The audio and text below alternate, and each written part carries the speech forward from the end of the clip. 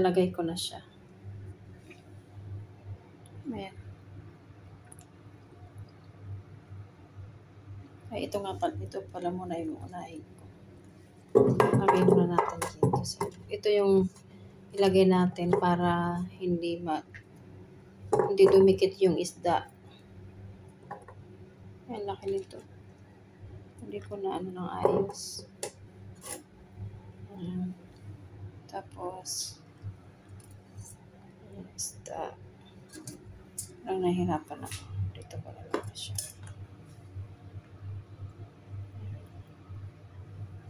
Masarap tong isda na to, mataba siya. Masarap din siyang iihaw, kaya lang hindi naman ako makapag-ihaw dito. Kaya more on ganito lang yung luto ko, paksiw. Yung may sabaw. Ano natin to. Halo ko na.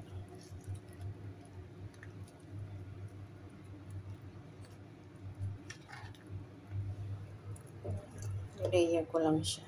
Ganyan ako magluto ng paksiw.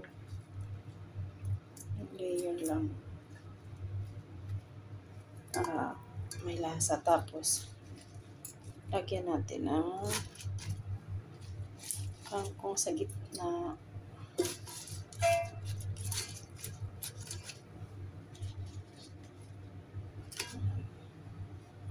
Tapos, isda uli.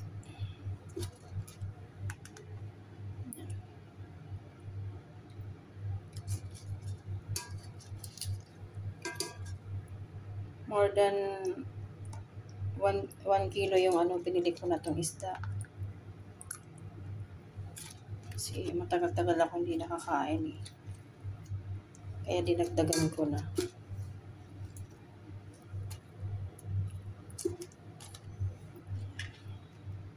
Masarap kasi pag may gulay.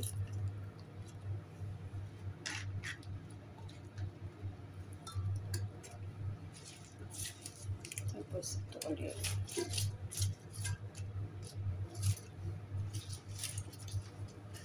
So, dapat bulburan ko muna ng asin sa ilalim. Lagyan ko ng asin.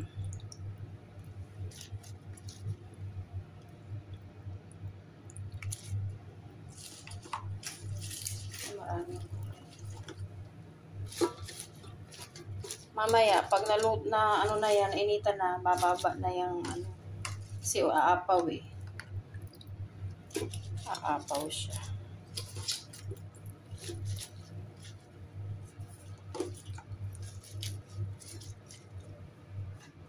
Tapos, dito na sa ibabaw.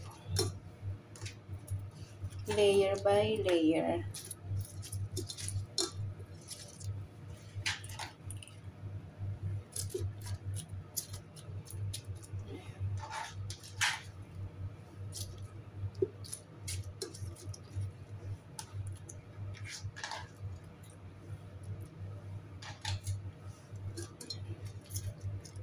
Tapos, lagyan natin ng asin.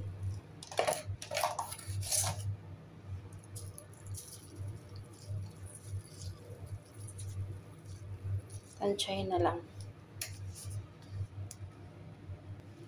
Tapos, pamintang buo. At ang sekreto, magic sarap. Half na lang yan, ubusin ko na. Siyempre, ang ating suka. Tansyahin ko lang. Then, naglalagay ako ng cooking oil sa paksiw. Para masarap. Yung nagmamanti-mantika. Tapos, tubig. Yan, ganyan lang. Dito ako magluluto sa rice cooker. Kasi wala akong malaking lutuan. Ito malaki.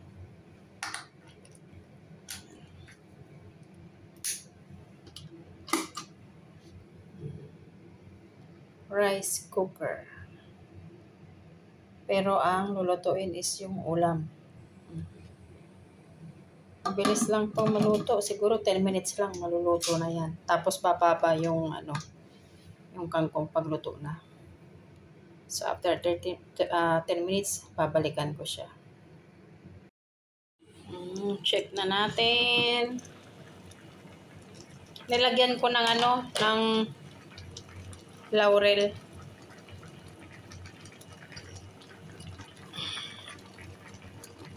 Lagyan ko siya.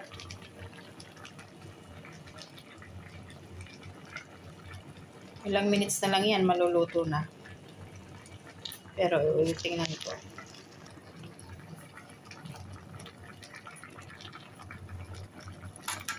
Ay! Parang madudurog yung isda.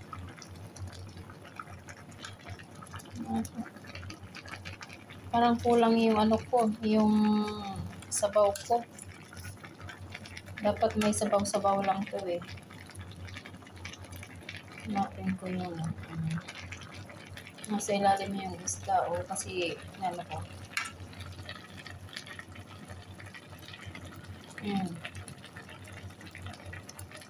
Yung isda. Nasaan ka isda? Yan. Parang kulang to sa sabaw. Tikman ko nga.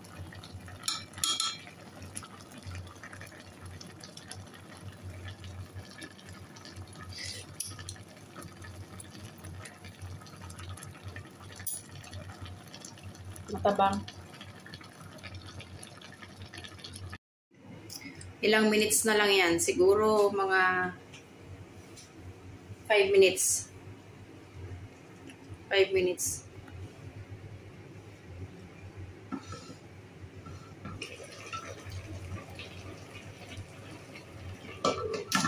Apit na yan magana. Ano ito?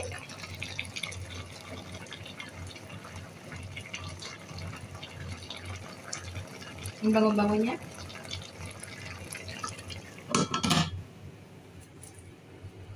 Gano'n na ako eh. Nagmukbang na ako eh. Kasi nagugutom na ako eh. Ito na lang yung tira. Meron pang tira. Ilang piraso lang. Nagugutom na ako. Mamaya, pag naluto ito, magpapapak ako. Kasi hindi man ako hindi ako kumain ng rice. Masarap sana to sa rice, pero hindi ako nagluto. Sigurado mapapakain ako ng marami ng kanin. Kaya magpapak na lang ako.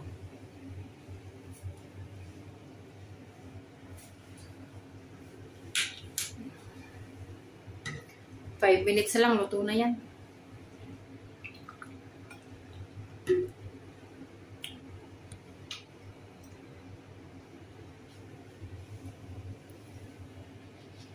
Yan ang aking kusina. Sa rice cooker ko nagluluto. Yung kalat ko, mamaya na yan. Pero tingnan nga muna.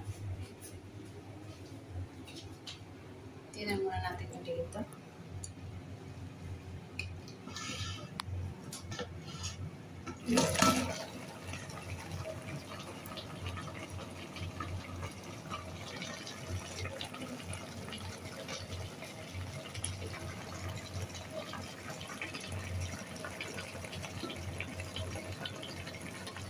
Ilang days ko nang kakainin yan. Init-init na lang. Kasi to eh. More than 1 kilo. Yung binili ko yan. Na isda. Eh dumami pa siya kasi marami akong nilagay na Marami akong nilagay na gulay.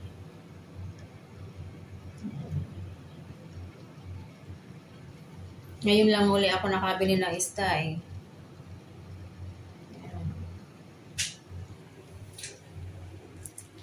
Namiss kong kumain ng isda. Malalaki yung chop ko nung nung radish. Medyo matigas pa.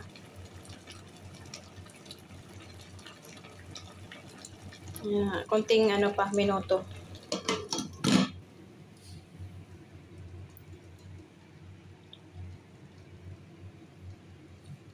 Medyo matagal pala maluto yung radish. Sinabay, isang lagay ko na.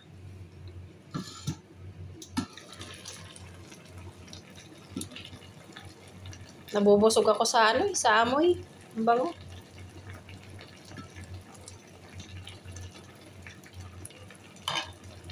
Tingnan ko nga ulit itong Tingnan ko kung malambot na siya. Ito, ang laki Hindi ko na-chop ng ayos. May mga maninipis.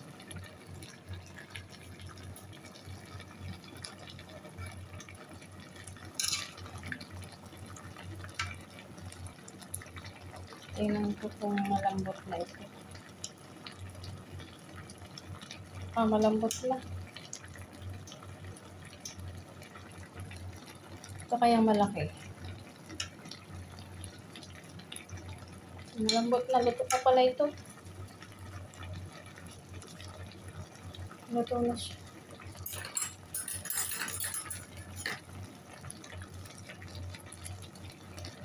Kaya lang parang makunti yung tubig ko. Kaya na yan.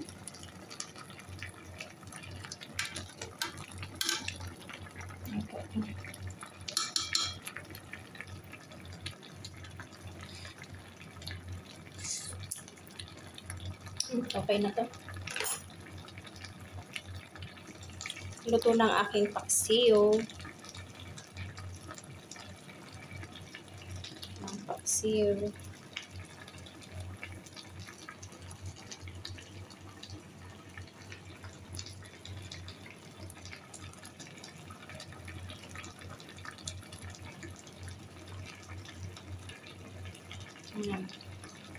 Konting kulo pa. Para talagang lutong-luto yung gulay. Ayan.